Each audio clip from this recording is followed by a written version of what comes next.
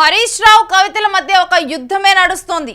కవిత బహిరంగంగానే కామెంట్స్ చేస్తూ ఉన్నారు హరీష్ రావు మీద. ఇప్పుడు సంచలన కామెంట్స్ చేశారు హరీష్ రావు మీద.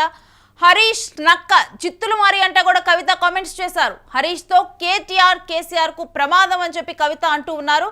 కవిత కామెంట్స్ పై హరీష్ రావు సన్నిహితుల వద్ద ఆయన కూడా ఆగ్రహం వ్యక్తం చేసినట్లుగా తెలుస్తోంది. ఇప్పటి వరకు కూడా కవితనే బయట కామెంట్స్ చేస్తూ వచ్చారు హరీష్ రావు మీద. అయితే ఇప్పుడు హరీష్ రావు కూడా ఇప్పుడు కవిత మీద ఆయన కూడా గుర్రుగా ఉన్నట్లే తెలుస్తుంది. కవిత విషయంలో మాత్రం ఆయన కూడా సీరియస్ అయినట్లు తెలుస్తుంది. కవిత కామెంట్స్ మీద తన సన్నిహితుల్లో ఆగ్రహం వ్యక్తం చేసినట్లుగా వార్త బయటకు వస్తుంది. పార్టీ కోసం కష్టపడితే ఇంత అవమానమా అంటూ అసహనం వ్యక్తం చేశారు. కవిత కామెంట్స్ పై ప్రెస్ మీట్ పెట్టే ఆలోచనలో హరీష్ రావు ఉన్నారు. ఇక హరీష్ రావుకి మద్దతుగా అతని ఇంటికి భారీగా కార్యకర్తలు కూడా తరలి వచ్చారు. అయితే కవిత చేసిన కామెంట్స్, దానికి హరీష్ రావు రియాక్షన్, మరి ఆయన నిజంగానే ప్రెస్ మీట్ నిర్వహించనున్నారా ఏంటి ఇది? మరి నెక్స్ట్ వీళ్ళిద్దరి మధ్య ఇది మాటల యుద్ధంగా ముదరనుందా? డీటెయిల్స్ ఏంటనేది కూడా మా ప్రతినిధి కిరణ్ అడిగి తెలుసుకుందాం. కిరణ్, ఇప్పుడు హరీష్ రావు కవితల మధ్య ఉన్నది మాటల యుద్ధంగా ముదరనుందంటే చూడాలా? Renushree, Harish Rao BRS party trouble shooter KCR core కమిటీలో కీలక నేత అయిన హరీష్ రావు మీద కవిత సంచలన వ్యాఖ్యలు చేశారు. హరీష్ రావు ట్రబుల్ షూటర్ కాదు, బబుల్ షూటర్. ఆయన జిత్తులు మారి నక్క. ఆయనతో అటు కేసీఆర్ కు ఇటు కేటీఆర్ కు ప్రమాదం ఉంది. రామన్న నీకు ప్రమాదం ఉంది హరీష్ రావుతో, సంతోష్ తో అని చెప్పి ఆమె చేసిన వ్యాఖ్యలు అటు బీఆర్ఎస్ పార్టీలో కలకలం సృష్టించాయి. అయితే హరీష్ రావుకు మద్దతుగా బీఆర్ఎస్ శ్రేణులు రోడ్డెక్కి ఆందోళన చేశాయి. హరీష్ రావు ఇంటికి భారీగా బీఆర్ఎస్ కార్యకర్తలు చేరుకుంటున్నారు. హరీష్ రావు జిందాబాద్ అంటూ కేకలేస్తున్నారు. అయితే ఇక్కడ హరీష్ రావు తన సన్నిహితుల వద్ద ఆవేదన వ్యక్తం చేసినట్టు సమాచారం అందుతుంది. అయితే నేను పార్టీ కోసం చేశాను, గత 20 ఏళ్ల నుంచి కుటుంబాన్ని వదిలేసి అన్ని వదిలేసి రాజకీయాల్లోకి వచ్చి కేసీఆర్ తో సమానంగా నడిచి కేసీఆర్ ఎదగడానికి, కేసీఆర్ పార్టీ ఎదగడానికి కీ రోల్ గా పనిచేశాను. అయితే నా పైన కవిత చేసిన ఆరోపణలు ఆవేదన గురి చేస్తున్నాయి. కవిత తిహార్ జైల్లో ఉన్నప్పుడు కూడా నేను పలుమార్లు పరామర్శించాను. బెయిల్ కోసం విశ్వ ప్రయత్నాలు చేశాము. ఆమెకు పార్టీ అండగా ఉన్నది, కుటుంబం అండగా ఉన్నా కూడా ఆ కుటుంబ సభ్యుడైన నా పైన కవిత ఆరోపణలు చేయడం చాలా విడ్డూరంగా ఉంది, ఆవేదనగా ఉంది అని చెప్పి ఆయన సన్నిహితుల వద్ద ఆవేదన వ్యక్తం చేశారు. అయితే ఫస్ట్ రియాక్షన్ గా ఆయన స్పందించే అవకాశం ఉంది, ఆయన ప్రెస్ మీట్ పెట్టే అవకాశం ఉందని సమాచారం అందుతుంది. రేణుశ్రీ, అయితే ఇప్పుడు హరీష్ రావు కనుక ప్రెస్ మీట్ పెడితే ఇది వీళ్ళిద్దరి మధ్య మాటల యుద్ధానికి దారి తీసేదానిలాగా అవుతుంది అనుకోవచ్చా? షూర్. హరీష్ రావు చాలా మెచ్యూరిటీ ఉన్న నాయకుడు, సీనియర్ నాయకుడు, అనుభవం ఉన్న నాయకుడు. గత 25 ఏళ్ల నుంచి ఆయన శాసనసభ్యుడిగా ఎన్నికవుతున్నారు. పార్టీలో కేసీఆర్ తర్వాత కీలక నాయకుడు.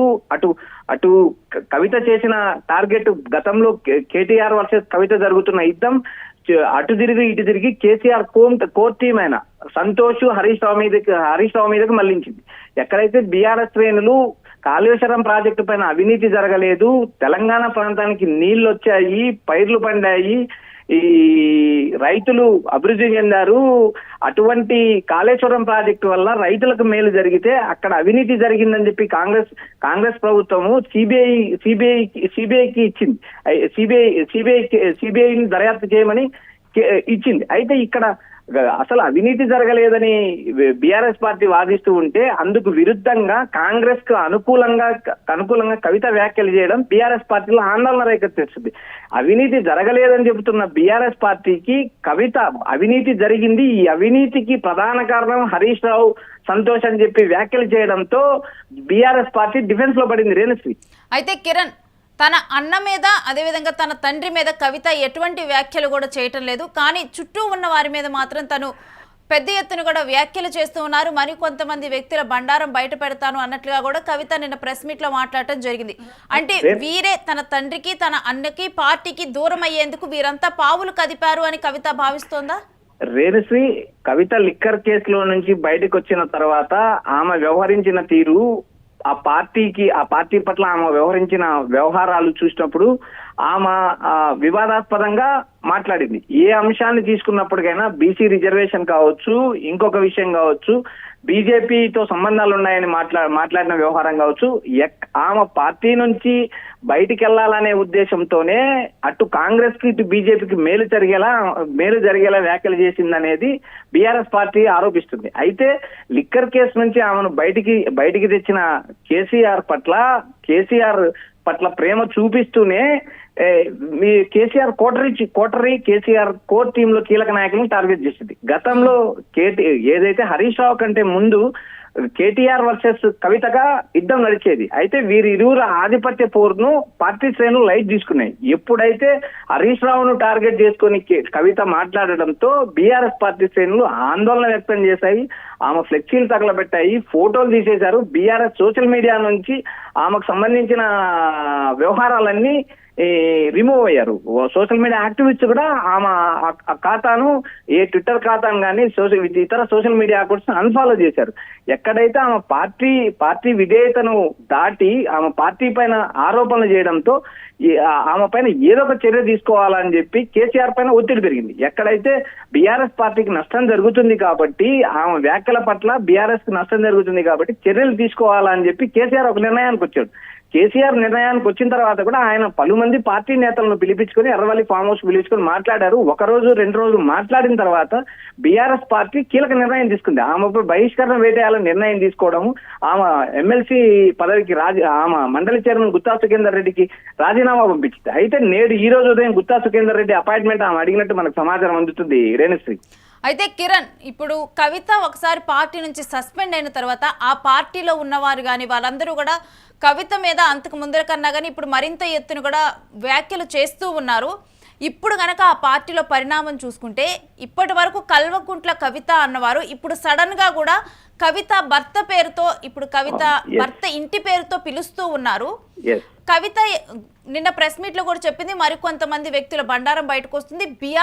బీఆర్ఎస్ లో ఉన్న పెద్ద నాయకుల బండారం గనక చెబితే బయటికి అన్నట్టుగా మాట్లాడారు. ఇప్పుడు నెక్స్ట్ లెవెల్కి వెళ్తుంది కాబట్టి వారు కవిత మిగిలిన వారి గురించి ఏమైనా విషయాలు బయటకు చెప్పే అవకాశం ఉందా? రేణుశ్రీ, పార్టీ అంతర్గత వ్యవహారాలు ఇవి. పార్టీ అంతర్గత వ్యవహారాలు పార్టీలో ఉన్నప్పుడు కవిత వ్యాఖ్యలు చేస్తే వాటిని అంతర్గతంగా విచారించి వాటిని సర్దుమనిచే అవకాశాలు ఎక్కువ కనిపిస్తాయి. అయితే పార్టీ ఒక నిర్ణయం తీసుకున్నది. పార్టీ ఆమెను పార్టీ నుంచి సస్పెండ్ చేసింది, బహిష్కరించింది. ఆ పార్టీ గురించి ఇప్పుడు కవిత ఏం మాట్లాడినా దానికి కౌంటర్ గా బీఆర్ఎస్ నుంచి కౌంటర్లు పడుతూ ఉంటాయి. బీఆర్ఎస్ పార్టీ నాయకులు మాటలు దాడి చేస్తారు, కవితను టార్గెట్ గా చేస్తారు. ఎందుకంటే ఏదైతే కవిత లిక్కర్ స్కామ్ లో ఇరుక్కోవడం వల్లే బీఆర్ఎస్ పార్టీ ఎన్నికల్లో ఓడిపోయింది అనే అంశాన్ని కూడా తెరపైకి తీసుకొస్తారు. ఎందుకంటే కవిత వల్ల బీఆర్ఎస్ పార్టీకి లాభం కన్నా నష్టం ఎక్కువ జరిగింది అనేది బీఆర్ఎస్ శ్రేణులు కానీ, బీఆర్ఎస్ నాయకులు కానీ, బీఆర్ఎస్ పార్టీ నాయకులు కానీ ఆందోళన వ్యక్తం చేస్తున్నారు. ఏదైతే ఈ లిక్కర్ స్కామ్ లో కవిత ఇరుక్కోకపోతే ఈ పరిస్థితి ఉండేది కాదు కదా, ఇన్ని విభేదాలు జరిగేవి కాదు కదా, కేసీఆర్ తిరిగి అధికారంలోకి వచ్చేవాళ్ళు అనే అభిప్రాయం బీఆర్ఎస్ పార్టీ శ్రేణుల్లో, బీఆర్ఎస్ నాయకుల్లో ఉంది. ఇప్పుడు కవిత కీలక నాయకుల మీద, ఏదైతే కేసీఆర్ కోర్ టీం మీద కానీ, లేకపోతే హరీష్ రావు మీద కానీ, కేటీఆర్ పైన కానీ, సంతోష్ మీద పైన, ఇతర నాయకులు నిరంజన్ రెడ్డి కానీ, జగదీష్ రెడ్డి, ఈ పల్లా రాజేశ్వర్ రెడ్డి లాంటి నేతల పైన ఆమె మాటల దాడి చేసినా కూడా అది బిహైండ్ ద పార్టీ నుంచి బయటికి వెళ్ళిన తర్వాత ఆమె చేసిన ఆరోపణలకు బలం ఉండదు. పార్టీలో ఉంటూ ఆరోపణలు చేస్తే ఆ పార్టీ అంతర్గత వ్యవహారం అయినప్పుడు పార్టీ చర్యలు తీసుకునే అవకాశం ఉంటుంది. పార్టీ ఒక నిర్ణయం తీసుకొని బయటికి వెళ్ళిన తర్వాత కవిత ఆరోపణలు చేసినంత మాత్రాన బీఆర్ఎస్ పార్టీ నాయకులు ఎదురుదాడి చేయడం జరుగుతుంది. తేనశ్రీ, అయితే కవిత చెప్పింది ఏంటంటే తన రాజకీయం మొత్తం కూడా కేసీఆర్ చిట్ చాట్ లో బయటకు వచ్చిన అంశం ఏంటంటే తన రాజకీయం మొత్తం కూడా ఇక కేసీఆర్ ఫోటో చుట్టూనే ఉంటుంది అని చెప్పారు. అందుకనే ఇప్పుడు తన చుట్టూ ఉన్నటువంటి హరీష్ రావు వీళ్ళందరినీ కూడా టార్గెట్ చేస్తూ ఇప్పుడు ఈ వ్యాఖ్యలు చేస్తూ ఉన్నారనుకోవచ్చా? రేణుశ్రీ, ఒక అంశము ఒక పార్టీ నుంచి ఒక ప్రాంతీయ పార్టీ అధ్యక్షురాలు కూతురు బయటికి వచ్చిన తర్వాత ఆమె చేసే వ్యాఖ్యలు కేవలం కొద్ది రోజులు మాత్రమే మీడియాలో ప్రచారం జరుగుతాయి. ఆమెకు టాప్ ప్రయారిటీ ఇస్తాయి, మీడియా కావచ్చు, పేపర్లు కావచ్చు, ఇంకొకటి కావచ్చు. అయితే కొద్ది రోజుల తర్వాత ఈ ప్రయారిటీ క్రమక్రమంగా తగ్గుతూ వస్తుంది. ఎందుకంటే మనం దేశంలో ఇలాంటి ప్రాంతీయ పార్టీల నుంచి చాలా మంది బయటకు వచ్చారు. వాళ్ళు మళ్ళీ పార్టీలు పెట్టుకొని ప్రభావితం చేసిన అంశం ఎక్కడ మనకు కనిపించలేదు. ఫర్ ఎగ్జాంపుల్, తెలంగాణ రాష్ట్రంలో వైఎస్ఆర్సీపీ పార్టీ పెట్టుకున్న షర్మిల ఆ ఎన్నికల్లో పోటీ చేయకోకుండా తెలంగాణలో ఎన్నికల్లో పోటీ చేయలేదు. అయితే చివరికి ఆ పార్టీని కాంగ్రెస్ పార్టీలో విలీనం చేసి మళ్ళీ ఆంధ్ర రాజకీయాలకు అయితే షిఫ్ట్ అయి వచ్చింది. కిరణ్, ఇక్కడ ఇంకొకటి ఈ పోలికలో మనం చూడాల్సింది ఏంటంటే షర్మిల దానికి ముందర తను ఎప్పుడు కూడా తనకంటూ కూడా ఎప్పుడు సొంత పార్టీ పెట్టుకోవాలన్న ఆలోచనలో కానీ ఇవన్నీ గడి అంటే దానికి సంబంధించి పావులు కదపలేదు. సడన్ గా కూడా తను ఎంట్రీ ఇవ్వటం జరిగింది రాజకీయాల్లోకి, ప్రత్యక్ష రాజకీయాల్లోకి. అంతకు ముందర తన అన్న తరపున ప్రచారం చేసినప్పటికీ కూడా. కానీ కవిత కేసు చూసుకుంటే తిను తెలంగాణ ఉద్యమంలో కేటీఆర్ కన్నా ముందలే వచ్చారు తిను. ఎస్, తెలంగాణకు సంబంధించిన జాగృతి వ్యవహారాలు కానీ, తెలంగాణ కోల్ బోర్డుకు కోల్ బెల్ట్ కు సంబంధించి సంఘాలు కానీ ప్రాధాన్యత వహించింది, తెలంగాణ ఉద్యమంలో పాల్గొన్నది. అయితే ఇక్కడ ఉద్యమ పార్టీ తర్వాత రాజకీయ పార్టీగా అవతరించడంతో ఈ ఉద్యమానికి సంబంధించిన నాయకులు ఎవరుంటూ ఆ పార్టీ నుంచి బయటికి వెళ్ళడం జరిగింది. అటు కాంగ్రెస్ కానీ బీజేపీ కానీ ఇతర పార్టీలకు వెళ్లారు కానీ ఉద్యమానికి సంబంధించిన నాయకులు ఎవరు ఇప్పుడు టీఆర్ఎస్ పార్టీలో కీలకంగా లేరు. ఉద్యమ పార్టీ రాజకీయ పార్టీగా మారింది. రాజకీయ పార్టీగా మారినప్పుడు ఈ ఉద్యమానికి సంబంధించిన అంశాలు క్రమక్రమేణా మరుగున పడతాయి. ఇప్పుడు కవిత తెలంగాణ ఉద్యమంలో పాల్గొన్న తెలంగాణకు ఛాంపియన్ కేసీఆర్ కాబట్టి కేసీఆర్ మీద నడుస్తుంది కానీ కవిత మీద నడిచే అవకాశాలు తక్కువ ఉంటుంది. ఎందుకంటే ఒక ప్రాంతీయ పార్టీలో ఒక అధినేత ఉండగా ఆ పార్టీ నుంచి ఆయన కూతురు బయటకు వచ్చి పార్టీ పెట్టినంత మాత్రాన ఏదైతే ఈ కోర్ ఓటింగ్ అంటూ ఉండే ఓటింగ్ అది షిఫ్ట్ కావడం అంత సులభమైన విషయం కాదు. ఇక్కడ షర్మిల అంశం చూసినప్పుడు షర్మిల ఇక్కడ రాజకీయాల్లో ఉన్న ఆమె పోటీ చేయలేదు, ఆమె పార్టీ విలీనం చేసింది, ఆంధ్రప్రదేశ్ రాజకీయాలకు షిఫ్ట్ అయింది. ఆంధ్రప్రదేశ్ రాజకీయాలు షిఫ్ట్ అక్కడ కాంగ్రెస్ పార్టీ నుంచి పోటీ చేసింది.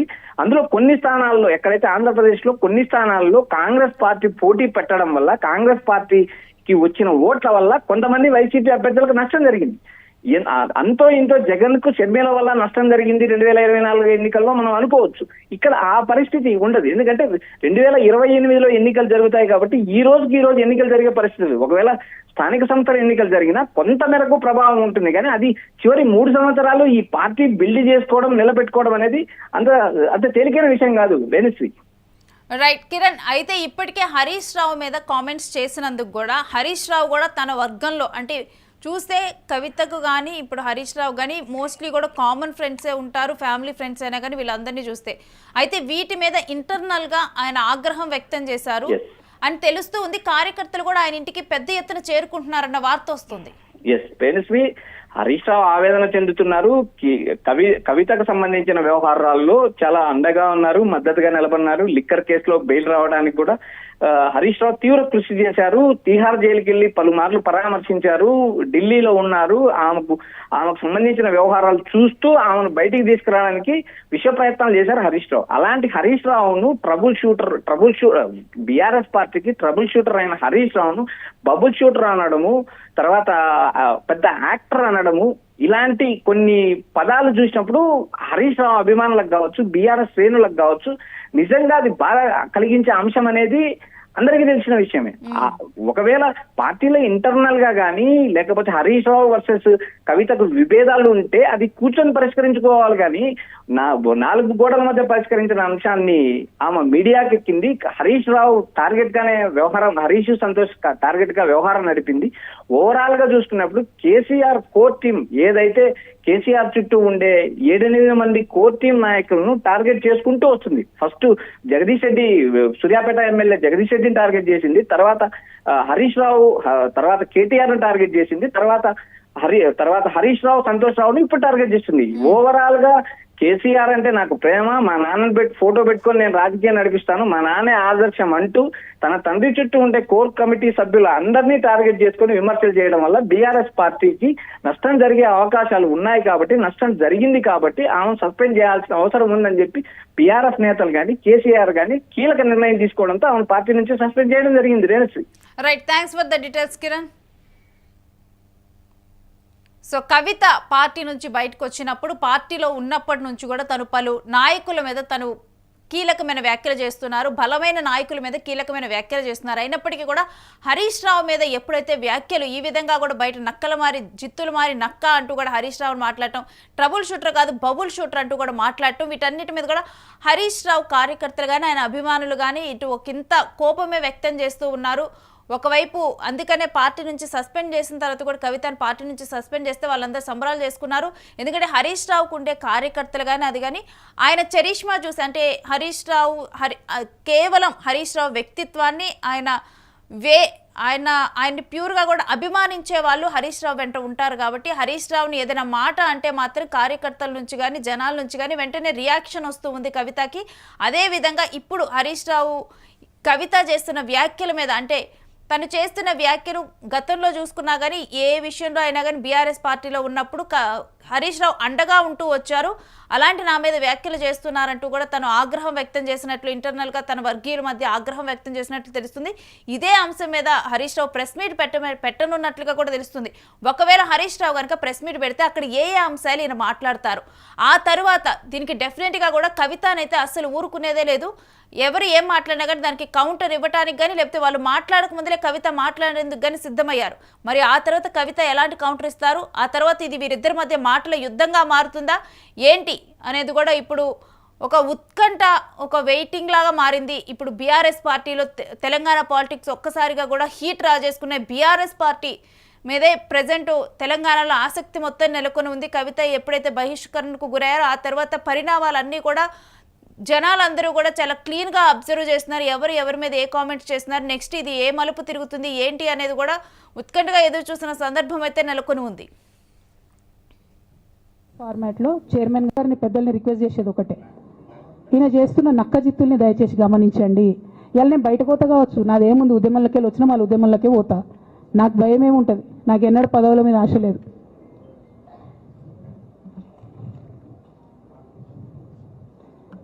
పార్టీ నుంచి వచ్చిన ఎమ్మెల్సీకి స్పీకర్ ఫార్మాట్లో చైర్మన్ గారికి నేను పంపుతా ఉన్నాను రాజీనామా పత్రాన్ని. అట్లానే బీఆర్ఎస్ పార్టీ ప్రాథమిక సభ్యత్వానికి కూడా గౌరవ పెద్దలు కేసీఆర్ గారికి రాజీనామాను పంపుతా ఉన్నాను. దీన్ని మన రావుల చంద్రశేఖర్ రెడ్డి గారికి తెలంగాణ భవన్కి వారికి నేను పంపుతా ఉన్నాను. ఎందుకు ఇవి ఇప్పుడే చూపించిన అంటే పదవుల మీద నాకు ఎప్పుడు ఆశ లేదు. మేము ఉద్యమంలోకి వచ్చింది ఎందుకంటే మా నాన్న ఒక్కరు ఇంత ఒంటరి పోరాటం చేస్తున్నారు, ఎంత వీలైతే అంత ఆయనకు మద్దతు ఇవ్వాలని వచ్చినాం. లేనిది ఉన్నట్టుగా మోసం చేయాలని చెప్పో ఇంకోటి చేయాలని చెప్పో మాట్లాడను, స్ట్రైట్ ఫార్వర్డ్గా ఇష్యూస్ మాట్లాడతా. కాబట్టి నన్ను ఇలా బలి చేసి పర్వాలే, కానీ రేపటి నాడు ఇదే ప్రమాదం రామన్నకు కూడా పొంచుంది, రేపటి నాడు ఇదే ప్రమాదం మీకు కూడా పొంచుంది. అల్టిమేట్గా బీఆర్ఎస్ పార్టీని హస్తగతం చేసుకోవడానికి జరుగుతున్నటువంటి కుట్రలో భాగంగానే ఇవాళ నన్ను ఎలిమినేట్ చేయడం జరిగింది. నేను ఇవాళ ఓపెన్గా అడుగుతా ఉన్నాను, హరీష్ రావు గారికి నేను సూటి ప్రశ్న వేస్తున్నా, ఈ రాష్ట్ర ముఖ్యమంత్రి రేవంత్ రెడ్డి గారికి కూడా నేను సూటి ప్రశ్న వేస్తున్నా. నా మీద కుట్రలు ఎప్పటి నుండి ప్రారంభమైనాయి? ఎప్పుడైతే హరీష్ రావు గారు రేవంత్ రెడ్డి గారు ఒకే ఫ్లైట్లో హైదరాబాద్ నుండి ఢిల్లీకో, ఢిల్లీ నుండి హైదరాబాద్లో ఒకే ఫ్లైట్లో వాళ్ళిద్దరు ప్రయాణం చేసి వచ్చినప్పుడు హరీష్ రావు గారు రేవంత్ రెడ్డి గారు కాలు పట్టుకొని సరెండర్ అయినాక ఈ కుట్రలు స్టార్ట్ అయినాయి, నా మీద ఈ స్టోరీలు స్టార్ట్ అయినాయి, మా కుటుంబాన్ని విడగొట్టాలనేటటువంటి కుట్ర స్టార్ట్ అయింది. నేను ఛాలెంజ్ చేస్తా ఉన్నా, రేవంత్ రెడ్డి గారు మీరు చెప్పండి ఆ ప్రయాణం జరిగిందా జరగలేదా? హరీష్ రావు గారు మీరు చెప్పండి, ఒకే ఫ్లైట్లో మీరు రేవంత్ రెడ్డి గారితో కలిసి వచ్చిండ్రా రాలేదా? ఆ తర్వాత నుండే నా మీద ఈ కుట్రలు జరుగుతున్నాయా లేదా? సరెండర్ అయింది మీరు. ప్రతి ఒక్క విషయంలో దాదాపు ఒక 7-8 ఇష్యూస్ ఉన్నాయి, ఇన్సిడెంట్స్ ఉన్నాయండి. అఫీషియల్ పిఆర్ఓ ట్వీట్ చేస్తాడు, Congress party official PRO tweet చేస్తాడు, ముఖ్యమంత్రి గారు పిఆర్ఓ, ఈ పాల వ్యాపారంలో అవినీతి జరిగిందని. తెల్లారి 2-3 పేపర్లలో వస్తుంది, 3వ రోజుకి మాయమైపోతుంది. అదే కేటీఆర్ గారినేమో 3 సార్లు విచారణ పేరుతో పిలిచి వేధిస్తారు. అంటే కేసీఆర్ కుటుంబం నికార్స్గా బరిగీసుకొని కాంగ్రెస్ పార్టీతో రేవంత్ రెడ్డితో కొట్లాడుతున్నాం కాబట్టి మా మీదనేమో కుట్రలు జరుగుతాయి, మా మీదనేమో కేసులు పెడతారు.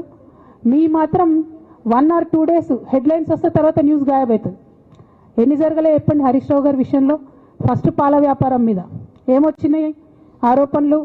ఆనాడు బీఆర్ఎస్ పార్టీ గవర్నమెంట్లో SC ST BC హాస్టళ్లకు Harish Rao గారి పాల వ్యాపారం నుంచి పాలు సప్లై చేసిరనే ఆరోపణలు అయోధ్య రెడ్డి గారు ట్వీట్ చేసిరు. గతం 2 రోజులు పోయింది ఆరోపణ. ఎందుకు? సరెండర్. నెక్స్ట్ ఒక అభియోగం చేసిరు ముఖ్యమంత్రి గారు, రంగనాయక్ సాగర్ దగ్గర ఈయన ఫామ్ హౌస్ ఉంది, అది ప్రభుత్వ భూమి కబ్జా చేసిండని. 1 day headline, 3rd day news గాయబ్, నో కేస్ నథింగ్. కేటీఆర్ పరిస్థితి ఏంటి? ఎన్ని కేసులు పెట్టిరు కేటీఆర్ అన్న మీద? ఎన్నిసార్లు పిలిచిండు విచారణకు? ఇవన్నీ పక్కన పెడదాం. నిన్నటి లేటెస్ట్ ఇష్యూ మాట్లాడదాం. కాళేశ్వరం కానీ ఇంకోటి కానీ ఏ ప్రభుత్వంలో అయినా పొలిటికల్ పాలసీ చేసేవాళ్ళు, విధానపరమైన నిర్ణయాలు తీసుకునే వాళ్ళు ముఖ్యమంత్రులు ఉంటారు. కింద ఉన్నటువంటి మంత్రులు దాన్ని ఎగ్జిక్యూట్ చేయాలి. కేసీఆర్ గారు ఒక పాలసీ డెసిషన్ తీసుకున్నారు, నేను కాళేశ్వరం ప్రాజెక్టు కడతా, దానికి ఇన్ని డబ్బులు ఇస్తాను. ఆనాడు మంత్రి ఎవరు? ఎగ్జిక్యూషన్ చేయాల్సింది ఎవరు?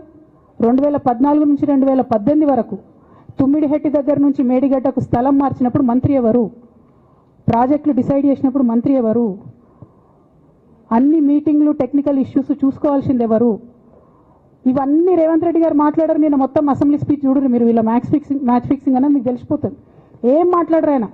ఎంతసేపు కేసీఆర్ కాళేశ్వరం కట్టిండు, కేసీఆర్ కుటుంబం 1,00,000 కోట్లు తిన్నది. అరే 2007 నుంచి ఇప్పటివరకు కాళేశ్వరం 1,00,000 కోట్లు కూడా ఖర్చు కాలే.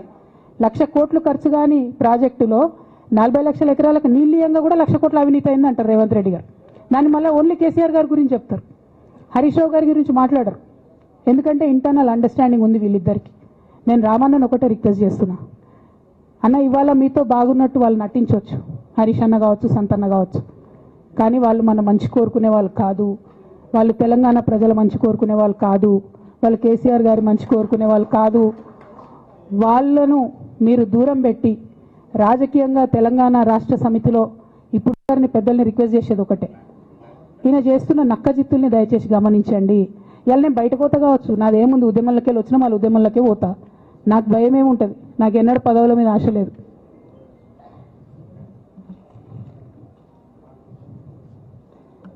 పార్టీ నుంచి వచ్చిన ఎమ్మెల్సీకి స్పీకర్ ఫార్మాట్లో చైర్మన్ గారికి నేను పంపుతా ఉన్నాను రాజీనామా పత్రాన్ని. అట్లానే బీఆర్ఎస్ పార్టీ ప్రాథమిక సభ్యత్వానికి కూడా గౌరవ పెద్దలు కేసీఆర్ గారికి రాజీనామాను పంపుతా ఉన్నాను. దీన్ని మన రావుల చంద్రశేఖర్ రెడ్డి గారికి తెలంగాణ భవన్కి వారికి నేను పంపుతా ఉన్నాను. ఎందుకు ఇవి ఇప్పుడే చూపించినా అంటే పదవుల మీద నాకు ఎప్పుడు ఆశ లేదు. మేము ఉద్యమంలోకి వచ్చింది ఎందుకంటే మా నాన్న ఒక్కరు ఇంత ఒంటరి పోరాటం చేస్తున్నారు, ఎంత వీలైతే అంత ఆయనకు మద్దతు ఇవ్వాలని వచ్చినాం. లేనిది ఉన్నట్టుగా మోసం చేయాలని చెప్పో ఇంకోటి చేయాలని చెప్పో మాట్లాడను, స్ట్రైట్ ఫార్వర్డ్గా ఇష్యూస్ మాట్లాడతా కాబట్టి నన్ను ఇలా బలి చేసిండ్రు, పర్వాలే. కానీ రేపటి నాడు ఇదే ప్రమాదం రామన్నకు కూడా పొంచుంది, రేపటి నాడు ఇదే ప్రమాదం మీకు కూడా పొంచుంది. అల్టిమేట్గా బీఆర్ఎస్ పార్టీని హస్తగతం చేసుకోవడానికి జరుగుతున్నటువంటి కుట్రలో భాగంగానే ఇవాళ నన్ను ఎలిమినేట్ చేయడం జరిగింది. నేను ఇవాళ ఓపెన్గా అడుగుతా ఉన్నాను, హరీష్ రావు గారికి నేను సూటి ప్రశ్న వేస్తున్నా, ఈ రాష్ట్ర ముఖ్యమంత్రి రేవంత్ రెడ్డి గారు కూడా నేను సూటి ప్రశ్న వేస్తున్నా. నా మీద కుట్రలు ఎప్పటి నుండి ప్రారంభమైనాయి? ఎప్పుడైతే హరీష్ రావు గారు, రేవంత్ రెడ్డి గారు ఒకే ఫ్లైట్లో హైదరాబాద్ నుండి ఢిల్లీకో, ఢిల్లీ నుండి హైదరాబాద్లో ఒకే ఫ్లైట్లో వాళ్ళిద్దరు ప్రయాణం చేసి వచ్చినప్పుడు హరీష్ రావు గారు రేవంత్ రెడ్డి గారు కాలు పట్టుకొని సరెండర్ అయినాక ఈ కుట్రలు స్టార్ట్ అయినాయి, నా మీద ఈ స్టోరీలు స్టార్ట్ అయినాయి, మా కుటుంబాన్ని విడగొట్టాలనేటటువంటి కుట్ర స్టార్ట్ అయింది. నేను ఛాలెంజ్ చేస్తా ఉన్నా, రేవంత్ రెడ్డి గారు మీరు చెప్పండి ఆ ప్రయాణం జరిగిందా జరగలేదా? హరీష్ రావు గారు మీరు చెప్పండి, ఒకే ఫ్లైట్లో మీరు రేవంత్ రెడ్డి గారితో కలిసి వచ్చిండ్రా రాలేదా? ఆ తర్వాత నుండే నా మీద ఈ కుట్రలు జరుగుతున్నాయా లేదా? సరెండర్ అయింది మీరు. ప్రతి ఒక్క విషయంలో దాదాపు ఒక 7-8 ఇష్యూస్ ఉన్నాయి, ఇన్సిడెంట్స్ ఉన్నాయండి. అఫీషియల్ పిఆర్ఓ ట్వీట్ చేస్తాడు, Congress party official PRO tweet చేస్తాడు, ముఖ్యమంత్రి గారు పిఆర్ఓ, ఈ పాల వ్యాపారంలో అవినీతి జరిగిందని. తెల్లారి 2-3 పేపర్లలో వస్తుంది, 3వ రోజుకి మాయమైపోతుంది. అదే కేటీఆర్ గారినేమో 3 సార్లు విచారణ పేరుతో పిలిచి వేధిస్తారు. అంటే కేసీఆర్ కుటుంబం నికార్స్గా బరిగీసుకొని కాంగ్రెస్ పార్టీతో రేవంత్ రెడ్డి కొట్లాడుతున్నాం కాబట్టి మా మీదనేమో కుట్రలు జరుగుతాయి, మా మీదనేమో కేసులు పెడతారు. మీ మాత్రం 1 or 2 days హెడ్లైన్స్ వస్తే తర్వాత న్యూస్ గాయబవుతుంది. ఎన్ని జరగలే చెప్పండి హరీష్ రావు గారి విషయంలో? ఫస్ట్ పాల వ్యాపారం మీద ఏమొచ్చినాయి ఆరోపణలు? ఆనాడు బీఆర్ఎస్ పార్టీ గవర్నమెంట్లో SC ST BC హాస్టళ్లకు Harish Rao గారి పాల వ్యాపారం నుంచి పాలు సప్లై చేసిరనే ఆరోపణలు అయోధ్య రెడ్డి గారు ట్వీట్ చేసిండ్రు. గతం 2 రోజులు పోయింది ఆరోపణ. ఎందుకు? సరెండర్. నెక్స్ట్ ఒక అభియోగం చేసిరు ముఖ్యమంత్రి గారు, రంగనాయక్ సాగర్ దగ్గర ఈయన ఫామ్ హౌస్ ఉంది, అది ప్రభుత్వ భూమి, కబ్జా చేసిండని. 1 day headline, 3rd day news గాయబ్. No case nothing. కేటీఆర్ పరిస్థితి ఏంటి? ఎన్ని కేసులు పెట్టిరు కేటీఆర్ అన్న మీద? ఎన్నిసార్లు పిలిచిండు విచారణకు? ఇవన్నీ పక్కన పెడదాం. నిన్నటి లేటెస్ట్ ఇష్యూ మాట్లాడదాం. కాళేశ్వరం కానీ ఇంకోటి కానీ ఏ ప్రభుత్వంలో అయినా పొలిటికల్ పాలసీ చేసేవాళ్ళు, విధానపరమైన నిర్ణయాలు తీసుకునే వాళ్ళు ముఖ్యమంత్రులు ఉంటారు. కింద ఉన్నటువంటి మంత్రులు దాన్ని ఎగ్జిక్యూట్ చేయాలి. కేసీఆర్ గారు ఒక పాలసీ డెసిషన్ తీసుకున్నారు, నేను కాళేశ్వరం ప్రాజెక్టు కడతా, దానికి ఇన్ని డబ్బులు ఇస్తాను. ఆనాడు మంత్రి ఎవరు? ఎగ్జిక్యూషన్ చేయాల్సింది ఎవరు? 2014 నుంచి 2018 వరకు తుమ్మిడిహెట్టి దగ్గర నుంచి మేడిగడ్డకు స్థలం మార్చినప్పుడు మంత్రి ఎవరు? ప్రాజెక్టులు డిసైడ్ చేసినప్పుడు మంత్రి ఎవరు? అన్ని మీటింగ్లు, టెక్నికల్ ఇష్యూస్ చూసుకోవాల్సింది ఎవరు? ఇవన్నీ రేవంత్ రెడ్డి గారు మాట్లాడారు. నేను మొత్తం అసెంబ్లీ స్పీచ్ చూడరు మీరు, వీళ్ళ మ్యాచ్ ఫిక్సింగ్ అనేది మీకు తెలిసిపోతుంది. ఏం మాట్లాడరు ఆయన. ఎంతసేపు కేసీఆర్ కాళేశ్వరం కట్టిండు, కేసీఆర్ కుటుంబం 1,00,000 కోట్లు తిన్నది. అరే 2007 నుంచి ఇప్పటివరకు కాళేశ్వరం 1,00,000 కోట్లు కూడా ఖర్చు కాలే. 1,00,000 కోట్లు ఖర్చు కాని ప్రాజెక్టులో 40 లక్షల ఎకరాలకు నీళ్ళియంగా కూడా 1,00,000 కోట్ల అవినీతి అయిందంటారు రేవంత్ రెడ్డి గారు. దాన్ని మళ్ళీ ఓన్లీ కేసీఆర్ గారి గురించి చెప్తారు, హరీష్ రావు గారి గురించి మాట్లాడరు. ఎందుకంటే ఇంటర్నల్ అండర్స్టాండింగ్ ఉంది వీళ్ళిద్దరికి. నేను రామన్నను ఒకటే రిక్వెస్ట్ చేస్తున్నా, అన్న ఇవాళ మీతో బాగున్నట్టు వాళ్ళు నటించవచ్చు, హరీష్ అన్న కావచ్చు, సంతన్న కావచ్చు, కానీ వాళ్ళు మన మంచి కోరుకునే వాళ్ళు కాదు. వాళ్ళు తెలంగాణ ప్రజల మంచి కోరుకునే వాళ్ళు కాదు. వాళ్ళు కేసీఆర్ గారి మంచి కోరుకునే వాళ్ళు కాదు. వాళ్ళను మీరు దూరం పెట్టి రాజకీయంగా తెలంగాణ రాష్ట్ర సమితిలో